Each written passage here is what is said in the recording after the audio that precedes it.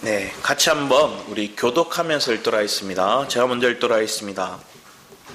시험을 참는 자는 복이 있나니 이는 시련을 견뎌낸 자가 주께서 자기를 사랑하는 자들에게 약속하신 생명의 면류관을 얻을 것이기 때문이라. 사람이 시험을 받을 때 내가 하나님께 시험을 받는다 하지 말지니 하나님은 악에게 시험을 받지 아니하시고 친히 아무도 시험하지 아니하시느니라. 오직 각 사람이 시험을 받는 것은 자기 욕심에 끌려 미혹됨이니 욕심이 잉태한 즉 죄를 낳고 죄가 장성한 즉 사망을 낳느니라. 아멘. 오늘 말씀을 통해서 믿음의 시험과 욕심의 유혹에 대해서 구분할 수 있는 우리 삶이 되었으면 합니다. 먼저 오늘 12절 13절 똑같이 단어는 시험 나왔어요. 여러분 이제 학교 졸업한 지 오래돼서 시험 같은 거 안 치르니까 별로 부담 안 되시죠. 근데 수능을 치는 애들, 아직 고등학생들, 걔네들 시험하면 노이로제 걸릴 것 같아요. 근데 우리의 인생이 시험이 학교를 졸업하면 끝나는 게 아니라 여전히 우리에게 시험이 있습니다. 그런데 오늘 이 12절에서 얘기하는 시험은 테스트를 얘기하는 거고 13절에서 15절까지는 템테이션으로 유혹에 대한 말씀을 하는 거예요. 그래서 여기서 12절에 얘기하는 시험에서 나오는 이 복은 팔복에서 얘기하는 것, 또 계시록에 얘기하는 그 복을 의미하고 있고 오늘 13절 이하에 나오는 유혹은 우리 하나님을 주기도문 하잖아요. 우리를 시험에 들게 하지 마옵시고 고백하잖아요. 이 시험인 거예요. 이 유혹인 거예요. 그래서 이 구분을 우리가 분명하게 하지 않으면 하나님이 주신 것도 시험이라 얘기하고 사단이 여러분을 유혹하는 것도 시험이라 얘기하고 한마디로 막장이 되는 거예요. 그래서 내 마음이 하나님이 왜 이러십니까? 내가 유혹에 넘어가면서 하나님이 시험한다 이렇게 얘기하는 거예요. 그건 하나님이 우리를 테스트하는 게 아니라 내가 미혹된 거예요. 왜 미혹이 됐을까요? 내가 자기 욕심에 마음이 뺏겼거든요. 자, 오늘 야고보서 말씀 보면 1장의 시작이 이렇게 얘기를 해요. 1절 시작이 하나님과 주 예수 그리스도의 종 야고보는 흩어져 있는 12지파에게 문안하노라 얘기해요. 왜 이렇게 표현했느냐? 이 시대 때 엄청난 핍박이 그들 가운데 있었어요. 그래서 12지파 가운데 속해 있던 이 복음을 받아들였던 그 초대 교인들, 그리스도인들이 핍박에 의해서 자기 고향을 떠나고 다 흩어져 버린 거예요. 어려움이 왔어요. 시험이 왔어요. 그 여러 가지 고난을 그들이 겪으니까 흩어져 버린 거예요. 흩어지니까 어떤 마음이 들까요? 내가 이 고난 때문에 내가 고향을 떠나고 내가 지켜야 될 자리를 벗어났고 막 그런 죄책감이 들기도 하는 어려움이 있는 거예요. 그런데 그때 그 시험을 겪는 것들을 너희들이 염려하고 걱정하고 낙심에 빠지는 것들이 아니라 이 시험을 믿음으로 잘 통과해서 이기라는 거예요. 잘 이겨낼 수 있는 삶이 우리의 삶 가운데 필요하다는 거예요. 한번 다윗을 한번 생각해 보세요. 다윗이 골리앗을 봤잖아요. 자, 골리앗을 만나서 뭐라 얘기해요? 거기에 많은 사람들이 있었어요. 이스라엘의 12지파에 속해 있는 많은 군인들이 그 자리에 있었어요. 그런데 이 블레셋의 장수 골리앗이 하루에 2번 나오는 거예요. 나와가지고 밥 먹고 나왔는지 어땠는지 큰 소리를 부르는 거예요. 야, 하나님을 모욕하고 이스라엘 백성들을 모욕하는 거예요. 그걸 다윗이 듣고 분노해요. 그 소리를 아무도 듣고 대꾸하거나 붕괴하는 사람이 없었는데 다윗이 분노해요. 그리고 저 짐승 같은 존재야. 저 개만도 못한 존재가 어떻게 하나님을 모욕해? 다윗에게 있어서 하나님의 기쁨은 뭐였을까요? 두려워하지 않는다는 거예요. 그리고 하나님의 영광을 위해서 기꺼이 내가 이 전쟁에 나아가기를 기뻐하는 거예요. 자, 그런데 그 결과가 무엇이었을까요? 분명히 승리는 거뒀어요. 분명히 승리를 거뒀는데 그 이후에 테스트가 와요. 어떤 테스트가 오냐면 자기가 몰아냈잖아요. 골리앗을. 그리고 블레셋과의 전쟁에 승리를 거뒀잖아요. 그런데 여인들이 이런 말 하는 거예요. 사울은 천천히요 다윗은 만만이라. 그걸 사울이 들어요. 뭐라고? 다윗이 만만이라고? 나는 천천히인데. 이 다윗 그대로 뒀다가는 다윗이 내 자리를 또 내 아들에게 줘야 될 이 왕의 자리를 뺏기겠구나 생각한 거예요. 그때부터 뭐래요? 죽이려고 그래요. 단창을 들어 집어 던지기도 하고요. 그를 죽이려고 군사를 보내기도 하고요. 끔찍한 일들이 일었어요. 한번 생각해보세요. 그러면 다윗이 골리앗하고 안 싸웠으면 그 일 안 겪어도 되잖아요. 안 그런가요? 그때부터 광야 생활 13년을 광야 생활해요. 엔게디 광야. 또 그가 동굴 속에 갇혀가지고 혼자 외롭게 있어요. 근데 혼자 또 외롭게 있는 게 하나님이 외로운 마음을 그가 표현하기도 하거든요. 그런데 마음 같으면 누굴 보내줬으면 좋겠어요? 자기와 마음이 맞고 자기를 위하는 사람이 왔으면 좋겠는데 한 맺힌 자들, 원통한 자들, 낙심한 자들, 지금으로 치자면 고황장애 걸린 사람들, 화가 치밀어 오르는 사람들, 분노 조절 장애자들, 이런 사람들이 다윗에게 붙은 거예요. 그러면서 또 하나님 광야 생활을 13년 동안 한 거예요. 자, 이거는 하나님이 다윗을 훈련하기 위한 광야를 통한 테스트의 훈련이었어요. 그리고 그 테스트 가운데서는 뭐예요? 자기가 이스라엘 백성을 도와 유다 지파를 계속 도와요. 그런데 그들은 또 배신을 해요. 또 아말렉과 전쟁을 치러 가요. 그랬더니 뭐예요? 또 내 백성들이 또 뺏겨가요.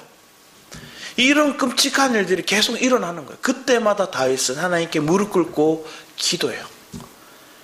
그런데 그 배경 속에서는 그가 아기스 왕을 찾아가거든요.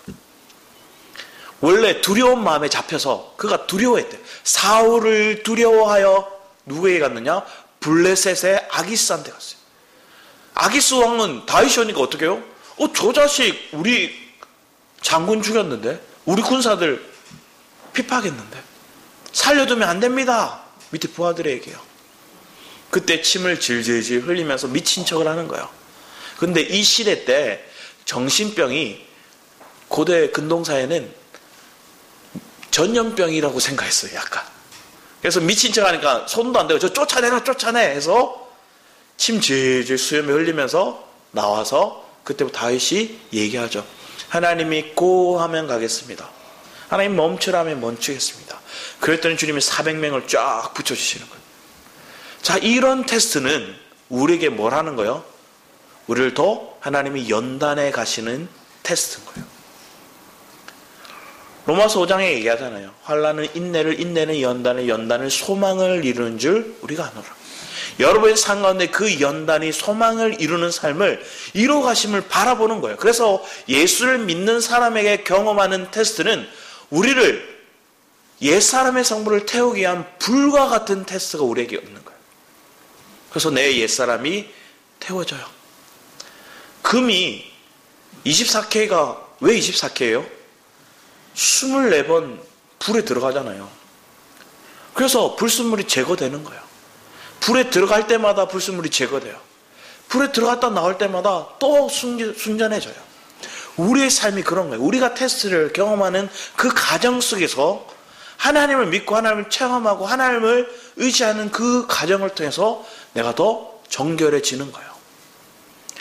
그게 하나님의 테스트고 그게 하나님 우리를 훈련하시는 거예요. 그래서 13절에 사람이 시험을 받을 때 12절에 시험을 참는 자, 여기서 그 시험은 참는 자가 복이 있다. 12절에서는 그 시험을 참는 자, 견디는 자, 이기는 자. 누가 이길 수 있을까요? 내가 소망이 있어야 이겨요. 내 마음 가운데 주님이 주시는 그 소망의 말씀이, 주님이 내게 주시는 그 은혜가 내 마음을 안 붙잡으면 여러분 금방 넘어져 버려요. 금방 탈선해버린다고요. 여러분의 삶 가운데 그런 하나님의 은혜를 사모하고 주님과 동행할 수 있는 걸음이 되기를 축복합니다. 그래서 주께서 자기를 사랑하는 자들에게 약속하신 생명의 면류관을 얻을 것이라. 바울도 얘기하거든요. 내가 달려갈 길을 마치려면 내가 믿음을 지켰다. 내게 하나님의 그 면류관, 의의 면류관이 내게 예비되었다. 이렇게 고백해요. 계시록에서도 2장 10절 말씀에 자기에게 하나님의 고난을, 환난이 내게 있었지만 그걸 잘 견뎠더니 하나님 내게 생명의 면류관을 주셨다. 여러분 이러한 면류관을 받는 자로 이기는 자로 살아가시기를 축복합니다. 그런데 13절이 우리가 이해하지 못하는 유혹들이 우리에게 오는 거예요. 제가 한 시를 이렇게 봤는데 이런 시 한번 읽어드릴게요. 눈앞에 저 빛, 찬란한 빛, 그러나 저건 죽음이다. 의심하라 모든 광명을. 이렇게 적혀있어요. 제목이 뭘까요? 오징어예요. 오징어예요. 제목이 오징어예요. 눈앞에 저 빛, 찬란한 빛, 그러나 저건 죽음이다. 의심하라 모든 광명을. 이렇게 얘기하는 거예요. 이해하셨어요? 네. 그래서 유아라는 시인의 오징어라는 시의 한 부분이에요. 제가 이거를 잘 아는 이유는 제가 군생활을 해군에 했는데 배를 탔거든요. 그래서 참술이라는 배를 고속정을 탔어요. 그런데 고속정의 역할이 뭐냐 하면 저희가 서귀포면 제일 우리가 남단이잖아요. 그래서 일본과 우리나라 사이의 해협을 보는 거예요. 그 사이를 왜 보냐면 북한에서 상선을 일본으로 왔다 갔다 하는데 거기서 한 번씩 걔네들이 반잠수정을 상선에 내놓고 이렇게 쭉 열고 반잠수정이 나와서 우리에게 침투한다는 거예요. 한 번도 본 적은 없어요. 그걸 이렇게 점검하는 게 사실은 가도 뭐 별 게 없어요. 할 게 없어요. 북한이 그렇게 자주 침범하는 지역이 아니거든요. 연평도나 뭐 서해 이쪽이 아니라 제주도라서 그럴 일이 거의 없어요. 북한 상선조차도 잘 안 와요. 그래서 뭘 하냐, 하늘을 이렇게 보면 이렇게 큰 쌍안경이 있거든요. 이 쌍안경을 딱 밤에 올라가면 하늘을 봐요. 이렇게 바다를 봐야 되는데 하늘을 보고 별을 보고 있어요. 이렇게 와, 별 예쁘다 이렇게 보고 있어요. 그러다가 이렇게 별 보다가 탁 내려왔는데 분명히 제가 이렇게 서 있으면 이 앞쪽이 망망대 일본 쪽이고 이 뒤쪽이 서귀포시 쪽인데 여기 앞이 빛이 막 밝은 거예요. 왜 도시가 있지? 생각했는데 자세히 이렇게 보니까 한치잡이 배인 거예요. 한치잡이 배가 한두 대가 아니고요. 수천 대가 막 이렇게 있어요. 그래서 그게 지나가는 이렇게 모습을 보면 도시 하나가 거기 떠 있는 것 같아 보여요. 그 빛을 누가 보고 달려간다고요? 이 멍청한 오징어와 한치가 냅다 가서 물어버리는 거예요. 저 한치 많이 먹었거든요.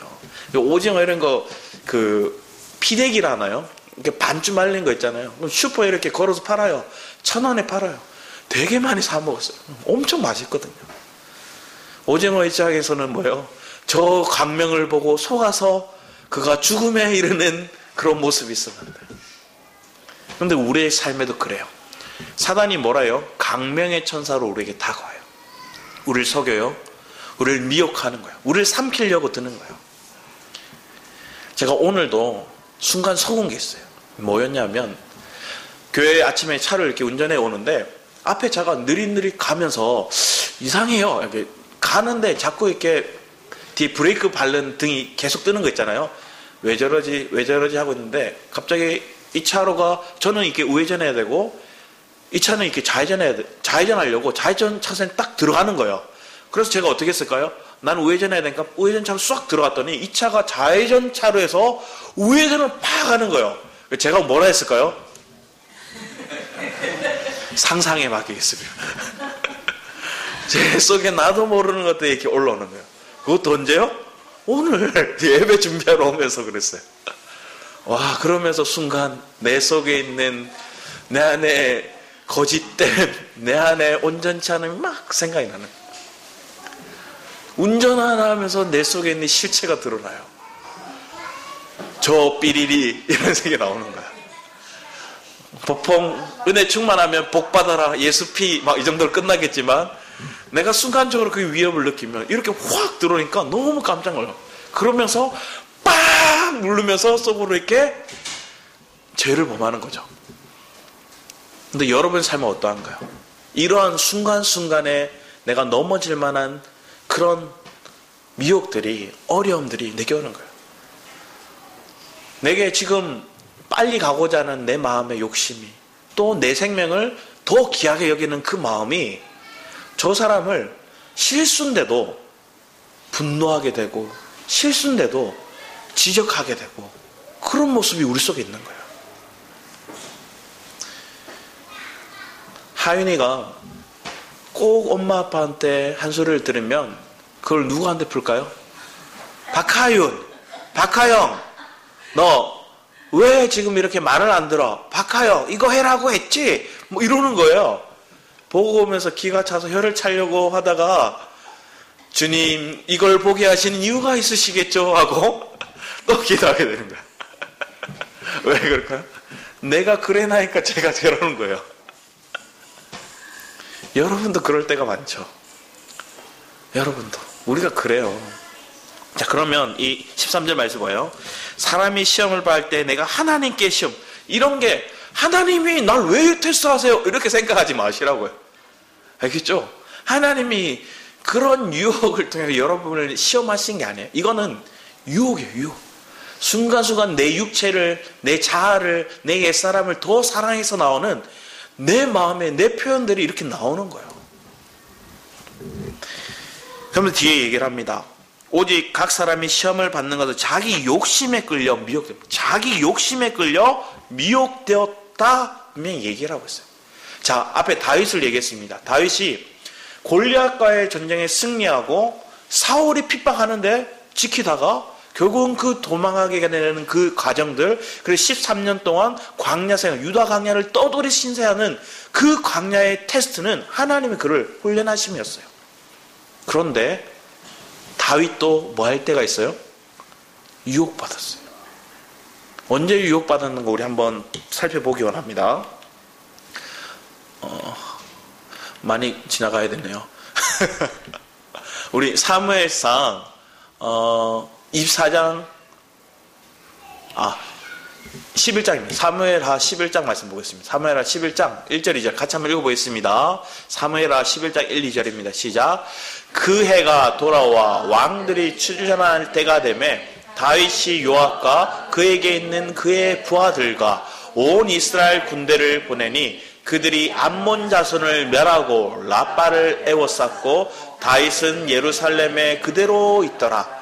제독 때에 다윗이 그의 침상에 일어나 왕궁 옥상에 거닐다가 그곳에서 보니 한 여인이 목욕을 하는데 심히 아름다워 보이는지라. 여기 말씀에 사무엘하 11장 1, 2절 말씀에 오면 다윗이 뭘 했다고 얘기해요?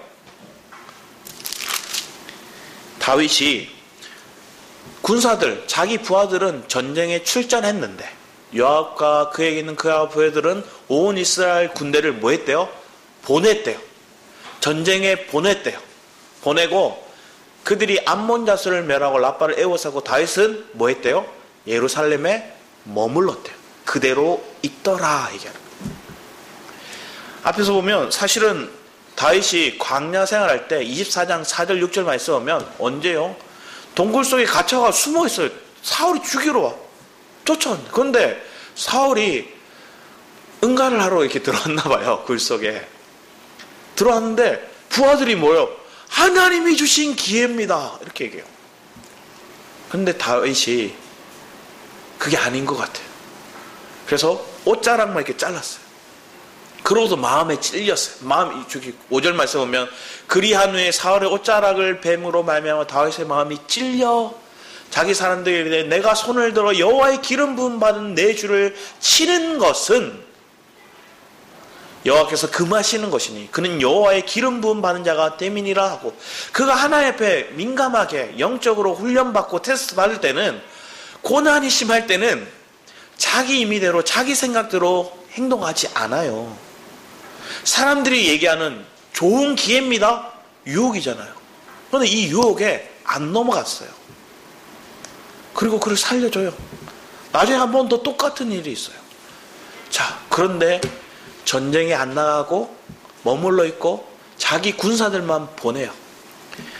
한마디로 말하면 자기는 앉아서 이리와 저리가 시키고 있는 거예요. 왜 그럴까요? 자기가 어느 정도 지위에 올랐다 생각하는 거예요. 그럴 때 뭐가 보였대요?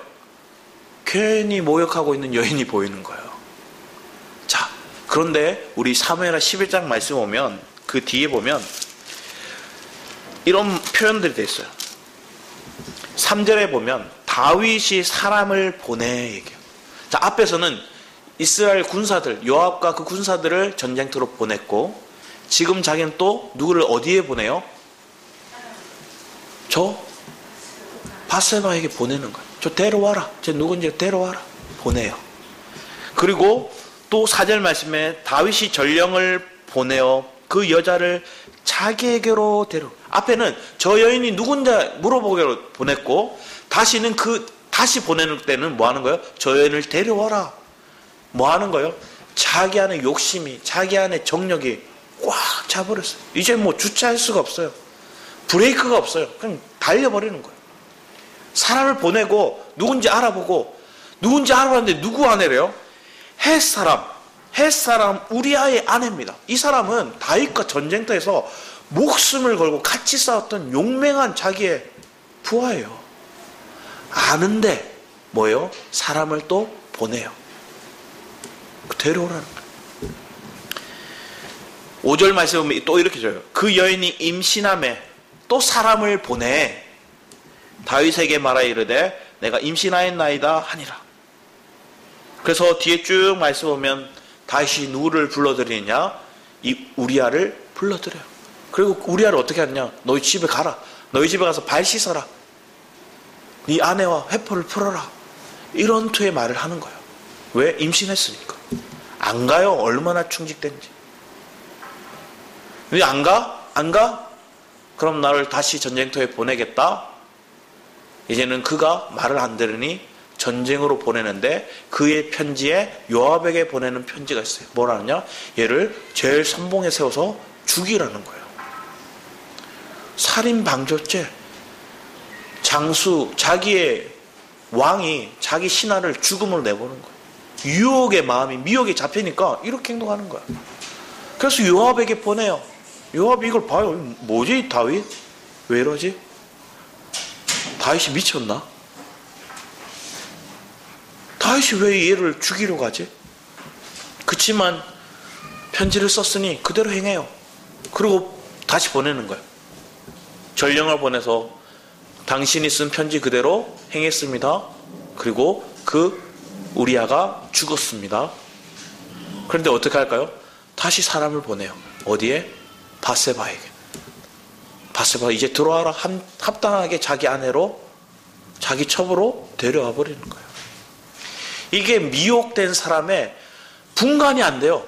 사지 분간이 안 되고 이 정력의 마음이 잡혀버리면, 욕심의 마음이 잡히면 그냥 달려가는 거예요. 연예인들도 보면 마약을 하거나 아니면 결혼을 했는데 부적절한 관계를 맺는 그런 연예인들 있잖아요. 왜 그럴까요? 이거 이슈 터져버리면 자기 매장당해요. 알지만 거기에 마음이 뺏겨버리면 그렇게 가버리더라는 거예요. 그러면 그 사람들만 욕해야 될까요? 우리도 그래요. 우리도 미혹될 만한 것들이 너무 많은 거예요. 다윗이 또 어려움을 겪습니다. 이 시험 말고도 또 겪는데, 역대상 21장 1절에 3절 말씀을 한번 같이 읽어보겠습니다. 시작. 사단이 일어나 이스라엘을 대적하고 다윗을 충동하여 이스라엘을 계수하게 하니라. 다윗이 요압과 백성의 지도자들에게 이르되 너희는 가서 브엘세바에서부터 단까지 이스라엘을 계수하고 돌아와 내게 보고하여 그 수요를 알게 하라 하니, 요압이 아뢰되 그 백성을 지금보다 100배나 더 원하나이다. 내 주 왕이여, 이 백성이 다 내 주의 종이 아니니까 내 주께서 어찌하여 이 일을 명령하시나이까? 어찌하여 이스라엘이 범죄하게 하시나이까? 이 말을 누가요? 다윗이 요압에게 하는 게 아니라 요압이 다윗에게 하고 있는 얘기예요. 요압이 하나님 이거 왜 그러세요? 사단이 일어나 뭐 했어요? 다윗의 마음을 충동했어요. 다윗이 죽을 때가 됐거든요. 나이가 많았어요. 나이가 많으니까 뭐 하는 거예요? 자기가 뭘 이루었나를 생각해 보는 거예요. 그리고 자기 업적을 남기려고 하는 거예요. 그리고 자기 군대가, 자기 군사가 얼마나 되는지 계수하라 얘기한 거예요. 하나님이 시킨 게 아니라 자기가 그렇게 한 거예요. 왜? 자기를 높일 수 있는 하나의 구실이 여기 있거든요. 그랬더니 요압이 두려워서 얘기하는 거예요. 왜 당신이 이런 일을 합니까? 자, 뒤에 말씀 보면 이렇게 또 표현합니다. 21장 7, 8절 같이 한번 읽어보겠습니다. 시작. 하나님이 이 일을 악하게 여기사 이스라엘을 치심해 다윗이 하나님께 아뢰되 내가 이 일을 행함으로 큰 죄를 범하였나이다. 이제 간구하옵나니 종의 죄를 용서하여 주옵소서. 내가 심히 미련하게 행하였나이다 아니라. 근데 다윗은 신기한 게 있어요. 그의 유혹됨, 그의 연약함이 사단에 먹혀서 어떻게 보면 사단에 유혹되어서 실수를 범하고 문제를 일으키고 어려움을 겪지만 그때마다 하나님의 구속사적인 역사 속에서의 한 맥을 하나씩 두세요. 그 뭘 얘기할까요? 우리의 연약함이 하나님 앞에 올려지게 되고 그게 처리되고 나면 이게 하나님이 우리에게 쓰시기에 합당한 모습으로 바뀐다는 거예요. 그 한 예가 밧세바잖아요. 밧세바를 통해서 처음 아이를 가졌어요. 그 아이 어떻게 됐을까요? 죽어요. 하나님 앞에 막 매달려 울거든요. 하나님 살려달라고 금식하면서. 그래서 그 금식하고 울며 통곡하는 모습 보고 신하들이 죽었다는 얘기를 못해요. 다윗이 너무 통곡할까. 그런데 죽었다 얘기하니까 다윗이 뭐예요?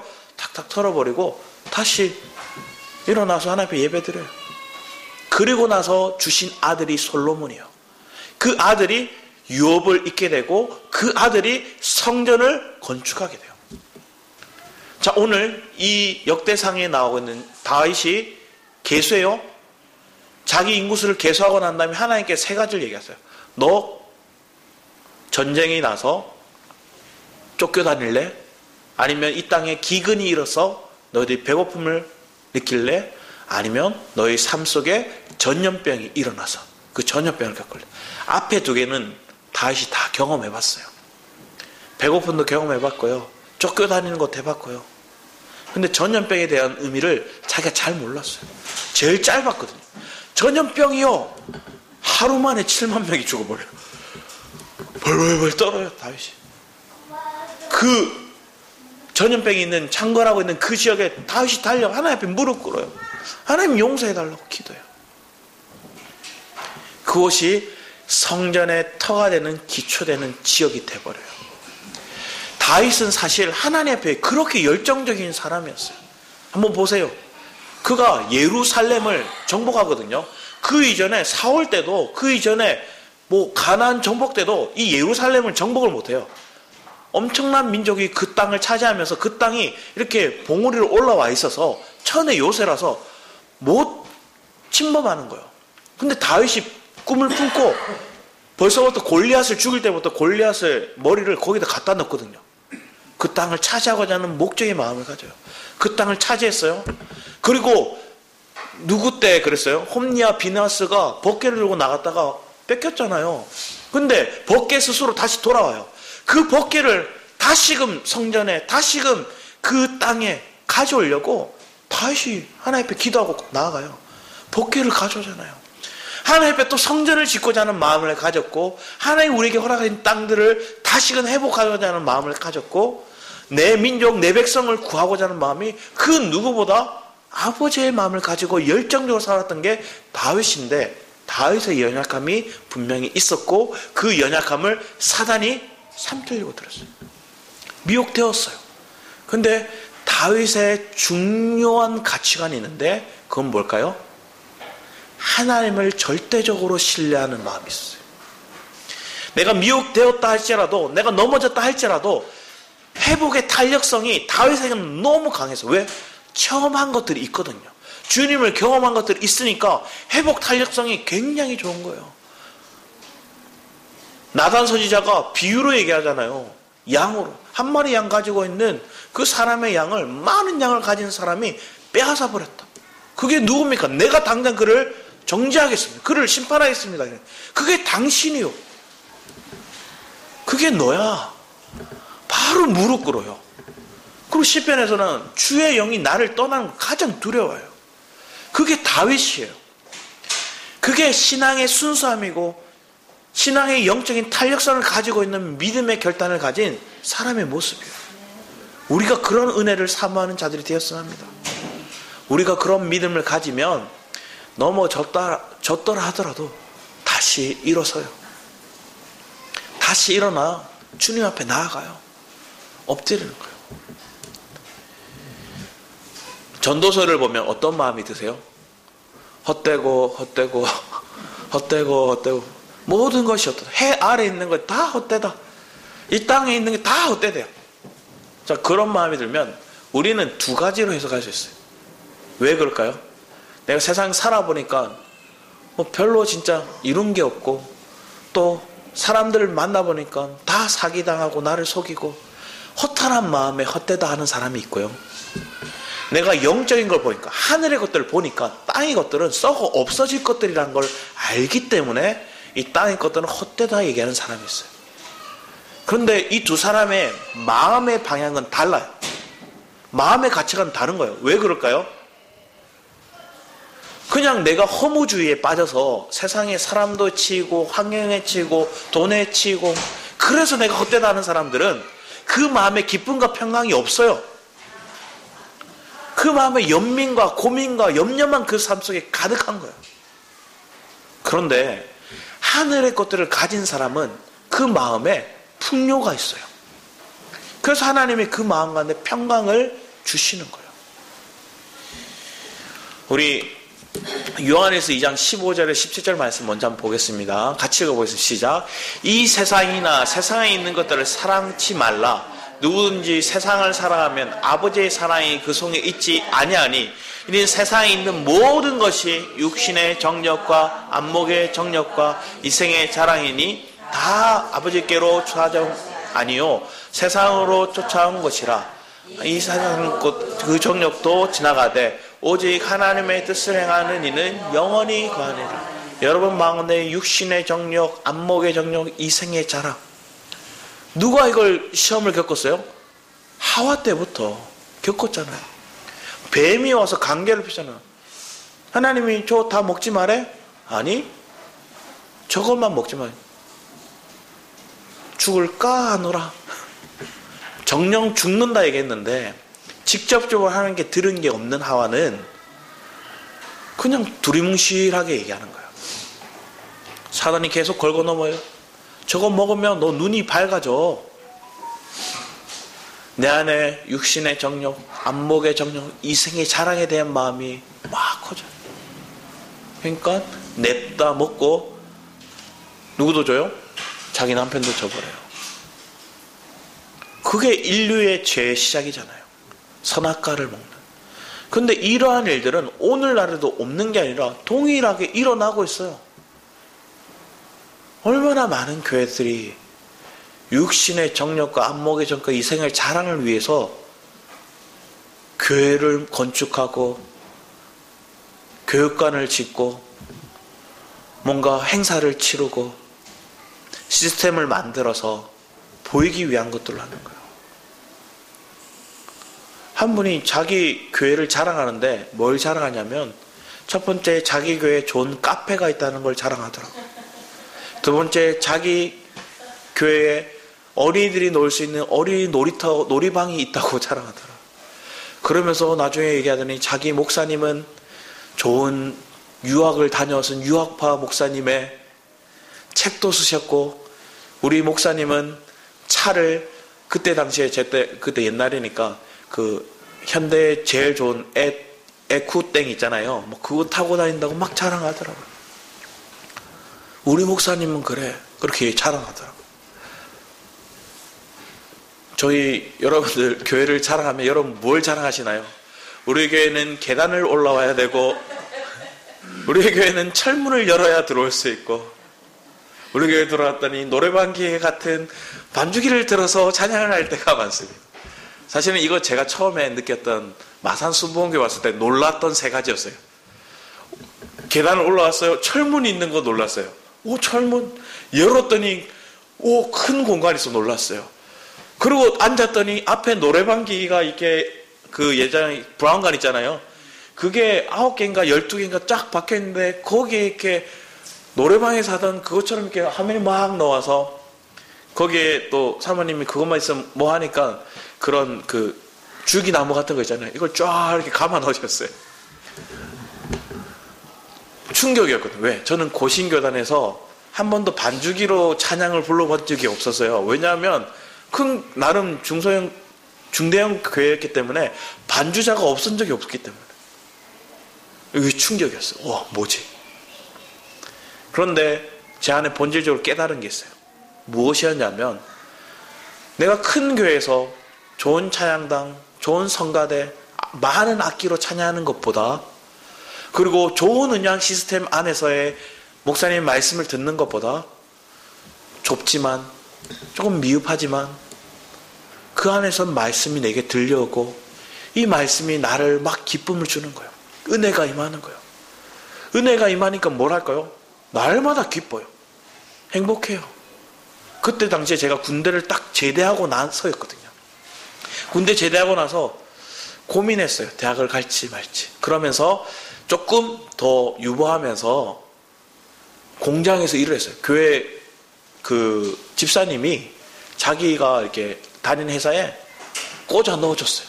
그래서 열심히 일하는데 제가 여기서 말씀의 은혜를 받으니까 뭐 할까요? 가서 밝은 거예요. 적극적인 거예요. 그랬더니 거기 직원들이 저를 이렇게 정직원으로 꽂아 넣고 아니면 좋은 어떤 업체에 넣어주려고 계속 반장님이고 뭐 어떤 팀장님이고 저한테 막 얘기를 하는 거야.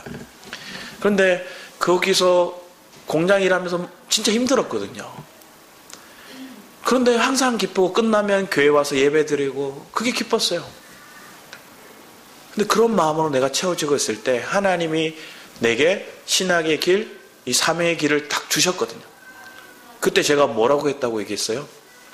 아닙니다 얘기했어요. 그랬더니 한 집사님이 제게 와서 성은 형제는 아무래도 목회를 해야 될 것 같다 얘기를 할 때 사탄아 물러가라 속으로 생각했어요. 진심이었어요. 몇 번 얘기하는 강요하니까 듣기 싫은 거예요. 왜냐하면 나는 말주변도 없고 배운 것도 없고 내 가문은 우리 할머니는 무당이었고 아버지도 지금 신앙생활 어떻게 하고 계신지 모르겠고 여러 가지 어려움이 있고 또 신학을 하려면 내가 돈을 벌 수가 없고 집안은 어렵고 막 그런 안 되는 이유만 겹겹이 쌓이는데 나보고 그거 하라니까 싫은 거예요. 그런데 결국은 어떻게 깨닫게 될까요? 하나님의 말씀이 내게 오니까 아멘이 되더라고요.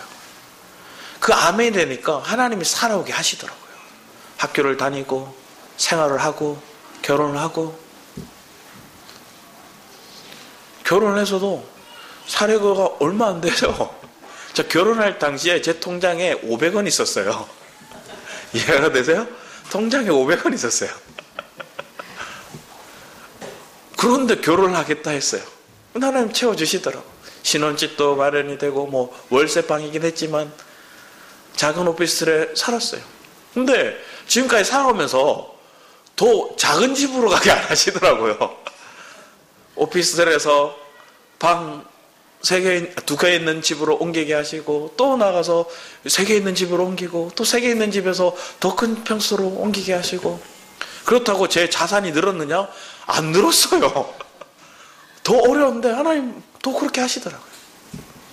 내게 환경은 어렵고 하나님의 그런 고초 같은 어려움이 있다 생각했지만 그때마다 내게 미혹될 만한 것들이 내게도 있었어요. 어떤 분이 그렇게 얘기하더라고요. 우리나라에서 제일 정원이 예쁜 교회가 있대요. 거기 저보고 온내요. 저보고 그 나무 갖고 온나로 하는 건지 그 교회 온나는 거예요. 그때 당시에 제가 마산에 있을 때 마음이 제일 힘들 때였거든요. 교묘하게 아는 거예요. 사단도. 내 마음이 힘들어 여기서 뭐하고 있나 하는 생각이 들 때 그런 마음이 와요. 그런 소리를 듣는 거예요. 근데 그때 하나님 앞에 물었거든요. 제가 하나님 앞에 아침마다 가서 기도했어요. 그때 심지어 차도 고장이 나서 차도 없어요. 걸어서 교회까지 막 걸어갔어요. 철길을 따라 걸어가면서 하나님 매일 가면서 이런 생각이 오는 거예요. 이거 뭐하고 있나 생각도 들면서 걸어가요. 그러고서 성전에 앉아서 아침부터 시작해서 9시 좀 넘어서 기도하거든요. 점심때까지. 기도 될 때도 있고 안 될 때도 있고 멍하게 있다가 와요. 그런데 그 시간들이 나를 하나님 다루시더라고요. 하나님께 기다리는 시간들. 하나님 나를 테스트하는 시간이었죠. 또 그것만 있는 게 아니라 내게 다른 길이 있다. 좋은 곳이 있다. 더 편하게 살아갈 수 있는 길이 있다. 더 사료를 많이 주는 곳이 있다. 거기 가. 이렇게 유혹하는 것도 있었어요. 근데 그때만 하나님 제 마음 가운데 하나님 내가 진리의 말씀을 깨닫는 곳이 이곳이고 이 말씀 훈련하는 곳이 이곳인데 하나님 내게 하나님 세우신 길들을 내가 따르기 원합니다. 그럼 제 마음 가운데 한 번도 엘베델 교회 또 이 생명사계 이 길에 선 것들에 대해서 후회한 적이 없어요. 한 번도 후회한 적이 없어요. 담임 목사가 되어서 왔지만 처음에는 말씀 전하다가 바꿨잖아요. 다시 서목사님이 다시 말씀 전했잖아요. 그때 처음에는 부족함을 깨닫고 기도했어요. 그러면서 속으로 40까지는 목사님이 좀 계셔줬으면 좋겠다. 내 나이 40까지는 좀 목사님 계셔줬으면 좋겠다. 실제로 그러셨어요. 그런데 제가 40이 된다고 제가 뿅하고 바뀌었나요? 40이 되고 나니까 또 제 마음 가운데 은근히 좀 더 있어 주시면 좋겠다. 이런 마음이 있는 거예요. 그런데 하나님은 서서히 예배 시간을 제가 말씀 전하는 시간을 늘려가고 목사님 시간을 줄여가면서 하나하나 이렇게 또 바꿔가시더라고요. 말씀 전하는데 저도 그런 생각이 들어요. 뭔 소리를 했나 내가. 끝나고 났는데 제 마음과 이런 말이에요. 내가 지금 뭐 하고 있었나? 뭔 소리를 했나? 이게 그때는 뭔 소리가 아니라 뭘 짓거렸냐예요. 내 속에 그런 마음이 드는 거예요. 사단이 주는 마음. 그럼 제 마음이 어떻게 할까요? 위축돼요. 사단이 제 마음을 막 짓눌러요. 내가 뭐 하고 했나? 내가 이렇게 부족하지. 그런데 또 기도하다 보면 하나님 또 마음에 소망을 주시는 거야. 괜찮아. 잘하고 있어. 괜찮아. 분량만큼만 해. 더 잘하려고 하지 마. 하는 만큼만 해. 네 위치에서 네가 서 있는 그곳을 지키고 그곳에서 내가 주는 마음만 주는 감동만 전해. 그러면 다 이루어가실 거예요. 그게 여러분의 삶 가운데 하나님의 형상과 모양을 회복해 가시는 은혜의 기름을 믿으시기 바랍니다. 제가 그렇게 바뀌었거든요. 그래서 하나님이 하시는 걸 느꼈어요. 여러분도 그걸 경험하고 느끼면서 바뀌는 시간들이 되었으면 합니다. 제가 말하는 것 듣는 시간이 아니라 제 속에서 역사하신 하나님의 음성이 여러분에게 들려지기 원하고 그 레마의 말씀이 여러분 마음 가운데 들려졌다면 하나님 나도 동일하게 하나님의 형상과 모양을 회복하는 그 은혜의 삶이 우리에게 이루어지기 원합니다 하고 부르짖는 고백들이 있었으면 합니다. 우리 뒤에 말씀을 보면 골로새 3장 1절에서 5절 같이 한번 읽어보겠습니다. 시작.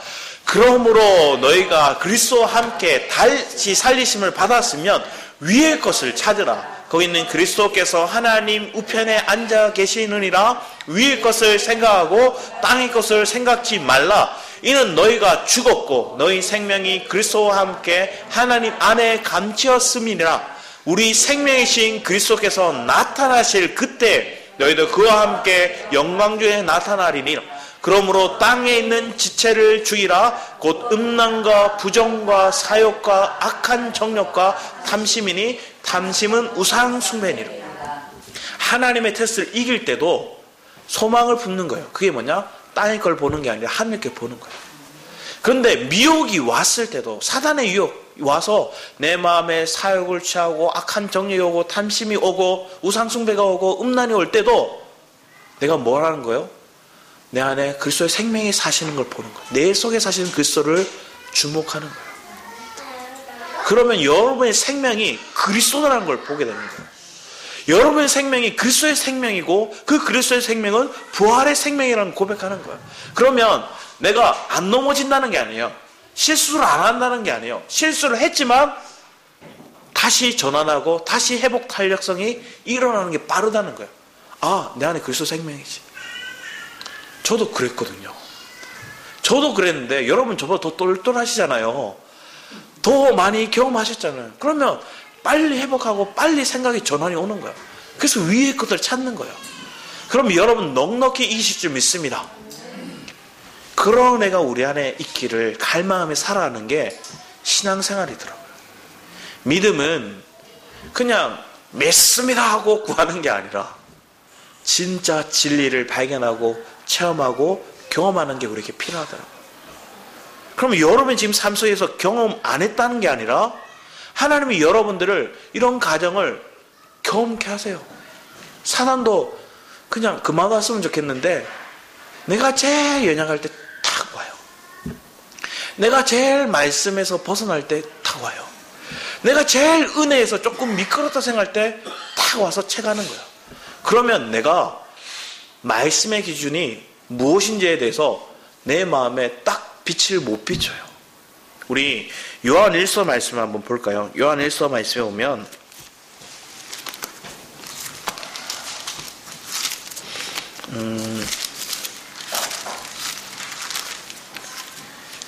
먼저 어디를 볼까요?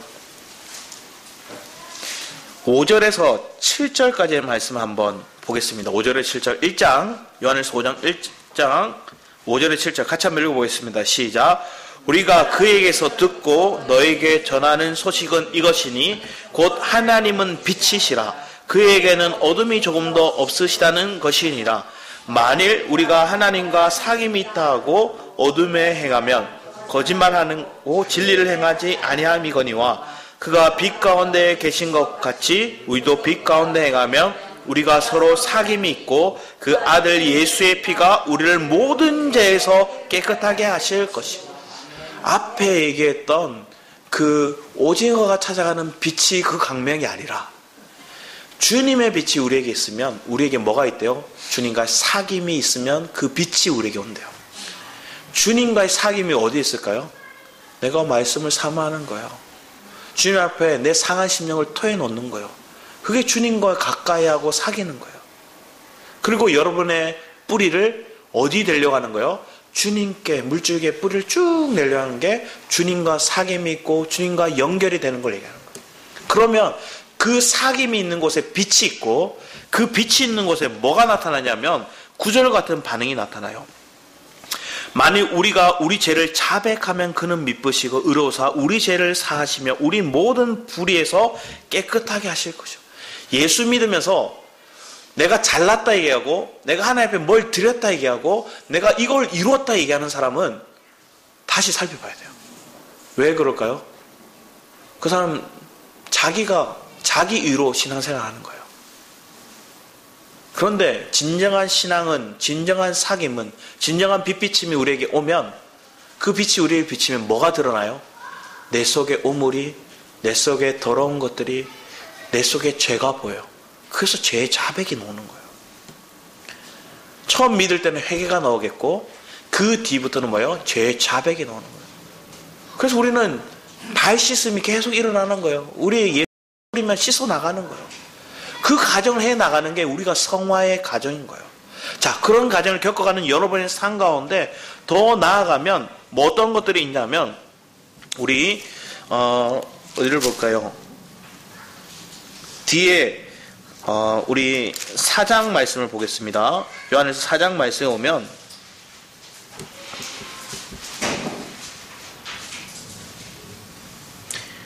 요한일서 우리 4장 6절 말씀 같이 한번 읽어보겠습니다. 6절 같이 읽어보겠습니다. 시작. 우리는 하나님께 속하였으니 하나님을 아는 자는 우리의 말을 듣고 하나님께 속하지 아니한 자는 우리의 말을 듣지 아니하나니 진리의 영과 미혹의 영을 이로써 아느니라. 분별력이 와요. 이게 진리에 속한 건지 영에 속한 건지 이게 미혹에 속한 건지를 분별하는 거예요. 그래서 여러분은 빛 가운데 거하는 삶, 주님과 사귐을 가지는 삶, 그러면 여러분의 진리가, 여러분의 빛이 여러분에 비춰져서 죄의 자백이 일어나고, 자백이 일어나면 일어날수록 뭐 하는 거예요? 내 속에 있는 불순물이 제거돼요. 그러면 그럴수록 우리는 뭐예요? 영적으로 더 민감하게, 영적으로 더 깨어나는 거예요. 그래서 이게 하나님에 속한 것들, 또 이게 영의 말인지 미혹의 영인지를 분별하는 거예요. 그래서 하나님의 테스트인지 사단의 템테이션인지 그 유혹인지를 분별하는 거예요. 그러면서 더 깨어서 주를 사모하고 내가 주님께 탁 달라붙어 있어. 주님의 테스트면 내가 그 자리를 지키는 것이고요. 사단의 유혹이면 그 자리를 떠나는 거예요. 그리고 주님께 그리스도 안으로 내가 다시 들어가야 된다고 결단하고 그리스도로 들어와야 되는 거예요. 그 가정의 믿음의 결단이 구분할 수 있는 은혜가, 분별력이 우리 예배들 성도들 상가운데 풍성하기를 축복합니다. 그를 깨워서 넉넉히 이기는 삶이 우리의 삶이 되기를 축복합니다. 기도하도록 하겠습니다. 아버지 하나님 감사드립니다. 우리가 무엇을 삼하고 또 우리가 무엇을 바라보고 살아갑니까? 예수 그리스도가 내 안에 사심을, 또 나의 삶을 주장해 가심을 분명히 믿고 그 은혜 안에 거하는 삶이 되기를 우리가 사모합니다. 아버지 하나님, 주님과 사귐이 있다는 것은 내 안에 그 진리를 보고 그 빛비침이 있음을 얘기합니다. 그 빛비침이 내 삶 가운데 있을 때 내 안에 허물, 내 안에 죄를 보고 나를 죄의 자백이 일어나고 더 정결하게 주님께 나아가고자 하는 우리의 믿음이, 그래서 하나님의 허다한 허물을 덮으시는 그 사랑을 경험하는 은혜가 우리의 삶 가운데 있음을 고백합니다. 그러므로 더 나아가 영의 분별력이, 미혹이 무엇인지, 영적인 하나님의 테스트가 무엇인지를 분별하여서 더 주님과 동행하는 은혜의 삶이 우리의 삶이 되도록 주님 주장하여 주시옵소서. 감사드렸고 주 예수 그리스도의 이름으로 기도드렸습니다. 아멘. 우리 오 신실하신 주, 우리 함께 찬양하시고 정말 신실하신 주님께 우리의 마음을 드리기 원합니다.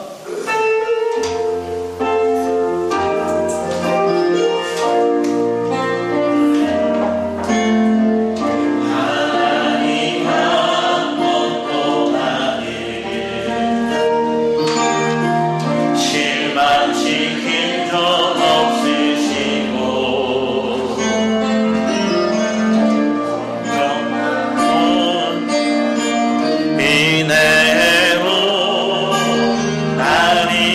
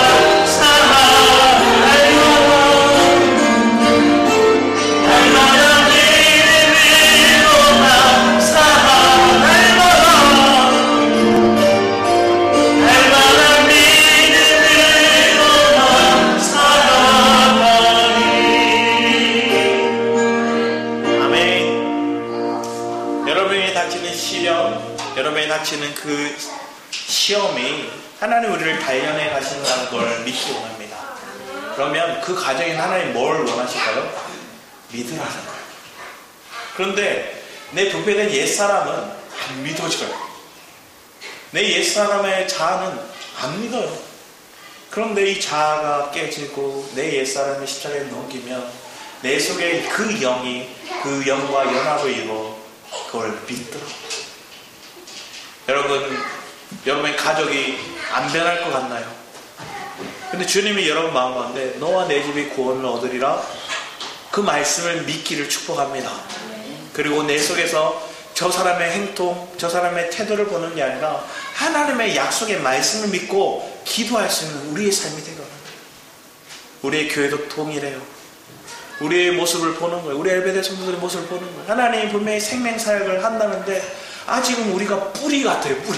아무것도 드러나는 게 없어요. 근데 하나님 이것을 뿌리를 견고히 내리고 난다면 분명히 하나님이 열매 맺게 하는 삶으로 이끄실 줄 믿습니다. 그 생명의 본질을 붙잡고 나가는 우리의 삶이 되기 원한다고 우리 주여 찬양하시고 기도하며 나아가겠습니다. 주여! 네.